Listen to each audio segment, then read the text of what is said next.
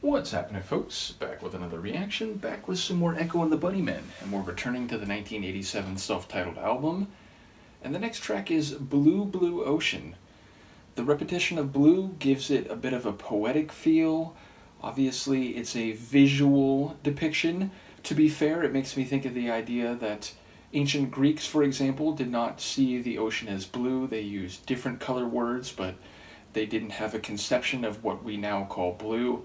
But this is all surely irrelevant. Either way, I imagine that there is either a metaphorical meaning or it's a setting or backdrop for a narrative. I'll see what I can pick up on a first listen. This is Echo and the Bunnymen. The track is Blue Blue Ocean, and it's from the 1987 self-titled album.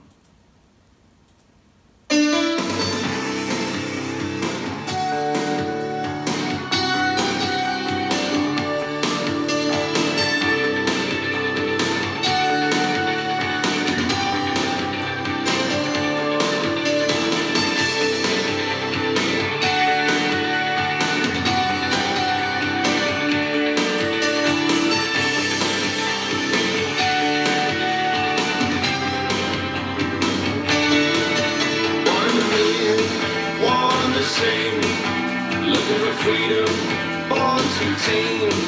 Once in a lifetime, one of these days, gonna grab your lifeline, swinging my way.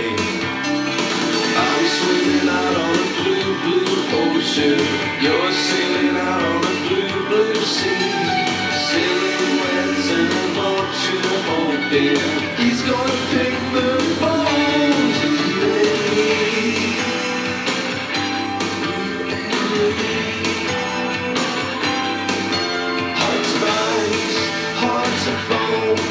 Being stronger, being home. Where there's wanting, there is need.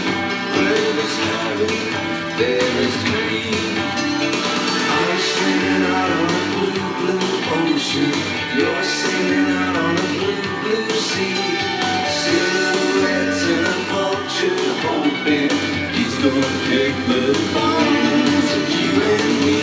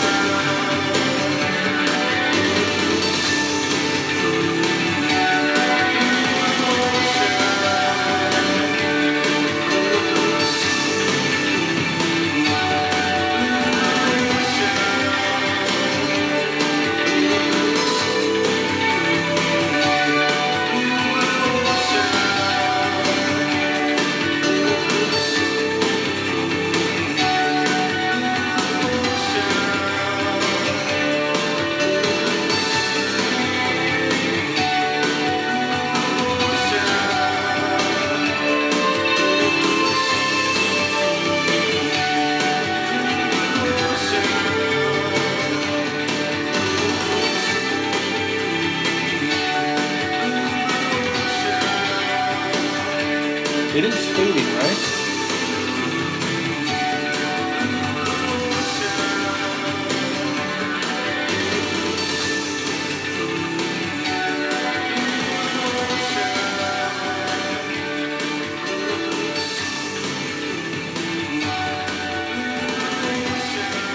That is one of the longer fades I've ever heard.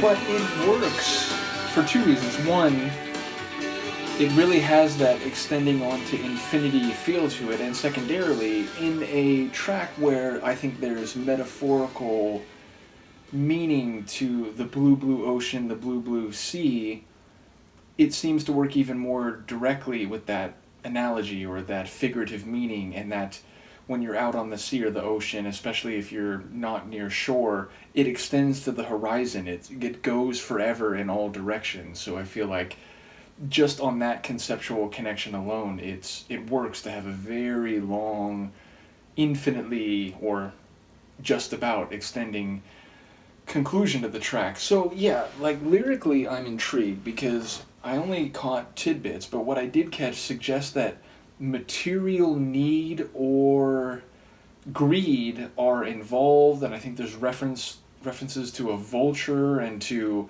was it licking the bones clean of me and you, and of course that refers to getting all of the substance, all of the material possible out of something even after it's dead. And in that regard, the idea of where there's material, what is it, where there's want, there always will be need, or something like that.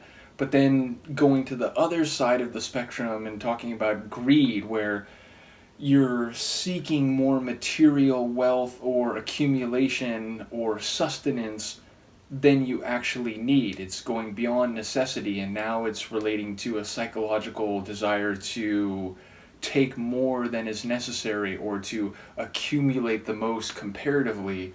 So I think maybe on some level we're talking about maybe money specifically, but perhaps more broadly just material wealth and or psychological attitudes related to that. Maybe, again, if we're talking about vultures or licking the bones clean, then there's the idea that in some cases there is a greater appetite, maybe because they've been starved or because they prey on things that are dying. I feel like there's a lot of potential conceptual meaning here, but I didn't catch all the lines to get a sense for what that is, or if there's any distinction between the ocean and the sea, which, you know, in practice, in a, let's say, environmental sense, it's essentially a synonymous term. But here, if like I'm in the ocean and you're in the sea, I don't know if there's a difference there.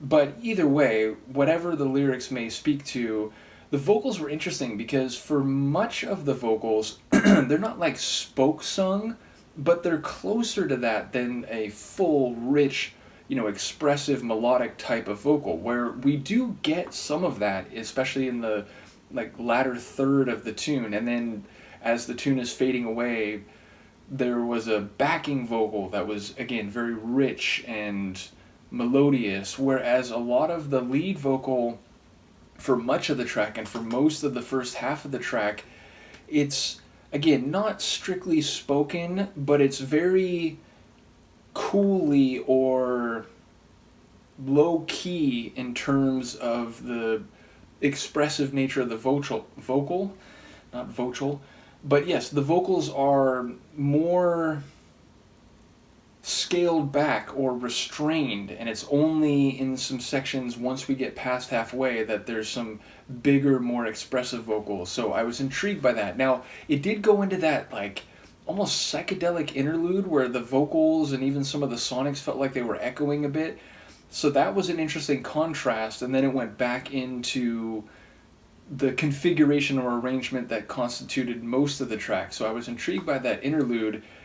And the sonic ingredients themselves, I enjoyed those, you know, sort of big forte keyboard chords were nice, and then mixed with that strummy, sort of jangly type of guitar work. It's another one that, you know, even if it's in no way identical, it reminds me of the type of sound I was vaguely aware of from Echo and the Bunnymen before I began this deep dive. Again, a song like The Killing Moon is like the perfect touchstone because that's the one that I knew the best. And this has a bit of that like keyboard mixed with, you know, synth rock type guitar, but then also some expressive vocals, which in this case were more the minority. But yes, it feels like it's in that same ballpark sonically as a track like The Killing Moon. So I don't quite know what to make of the Blue Blue Ocean. It does feel like a lot of this has to be metaphorical, both in terms of the ocean and the sea.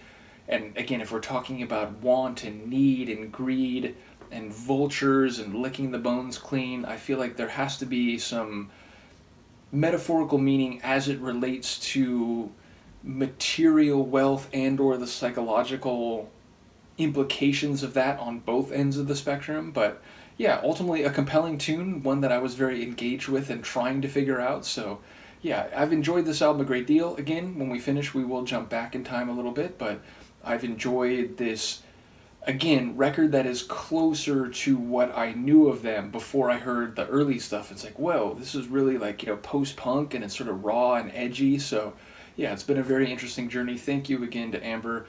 And as I said, once we finish this album, we will be on to an earlier album, or two of them, I believe.